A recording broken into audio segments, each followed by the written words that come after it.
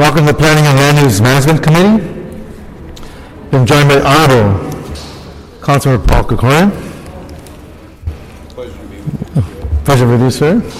And we do anticipate Councilmember Huizar, as Tom LeBlanc would say, from the mighty District 14. We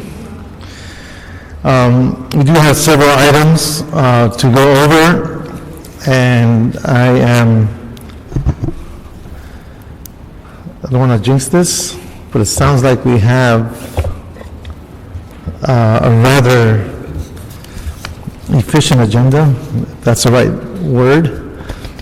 But we do have consent items on 2, 3, 4, and 5. And 6 will be continued in Plum November 16th and Council December 1st. The director's not here today, but we welcome and thank Vince for being here. And my understanding is on 4, the only reason you would want to speak if it was not on consent. Correct. So they're all on consent. And Councilman, do you have anything you want to call special of the consent items? Okay, so that's a second. We move all of those items. So it leaves us with item number 1. Roberto, and the clock is ticking. We're setting a record here. Item 1, I know I won't blow it. Item 1, council members, is a motion, Reyes Rosenthal. It's instructing Building and Safety to prepare a report on the feasibility of establishing a fee-based enforcement or a fee recovery for the services provided by the Code Enforcement Program. Good afternoon, sir. Good afternoon. Frank Bush. I'm the Assistant Chief of the Code Enforcement Bureau for the Department of Building and Safety. And, the Code Enforcement Bureau, as you're aware of, has been, suffering drastic cutbacks in quite a while. We've been looking at different ways of funding. And we do a lot of, we issued a lot of orders to comply in response to complaints that we receive from the community members. Your offices receive a lot of them. And we go out and issue the orders. We get compliance on those orders, but there isn't a process right now for us to recover the costs of those. So what we're going to be looking into here is establishing a fee, a code enforcement inspection fee, that once we receive a complaint and we verify the complaint, that we then are able to bill the violators for the actual cost of that work. So, and I want to be very clear that this is an issue that has existed and has been around for quite some time. Yes. We now have gone from about 250 inspectors, I believe, to about 70? About 215 in FY 06-07 to about 88 at the current time of general funded positions. Yes. Today? Yes. And this fee will only be applied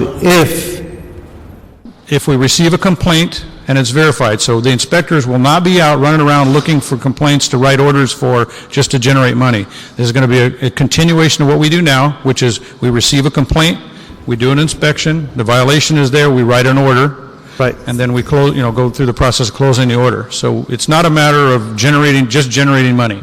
I understand what you're saying. I'm trying to put it in other words. Okay. So that I can already hear the echoes of issues such as, the only reason you're doing this is because you want to beef up your coffers, you're going to come after us, this is not business friendly. What we're saying is that the only way the fee gets implemented, if that entity is out of compliance, does not respond, and is found that it has essentially broken the law and is not following the rules and regulations of the city.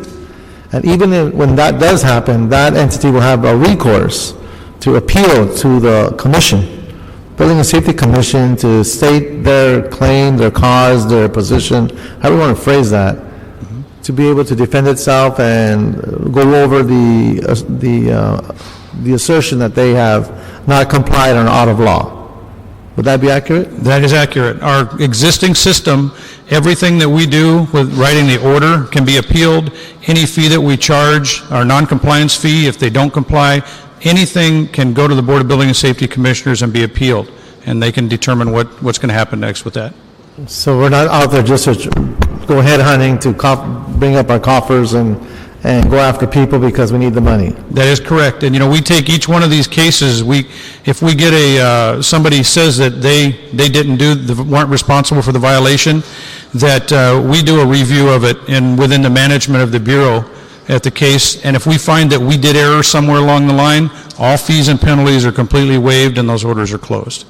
Great. Colleagues, we've been joined by Councilman Rizar, and we are on the one and only item for discussion as Chief of Staff. Okay.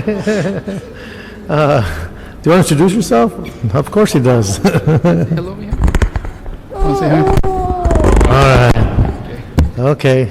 We won't agitate the Chief of Staff. You know what happens when that occurs. So, any questions from my colleagues on this?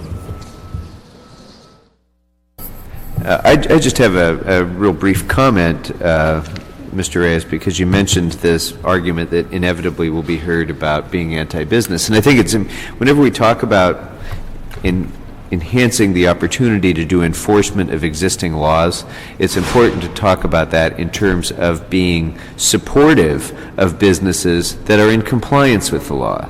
I think there's no there's nothing that's pro-business about allowing unfair competition by scofflaw businesses that aren't complying with the rules when we have so many businesses around the city that are struggling mightily to continue to maintain their profit margin while they're in compliance with the laws that we impose upon them. So the least that they should be able to expect of us is that we're actually enforcing those laws against their competitors who gain an unfair advantage by not being in compliance with the laws. So I think that, you know, enhancing enforcement is in support of our law-abiding business community. And thank you, Councilman. It's a very significant point, given the personnel we have now on board.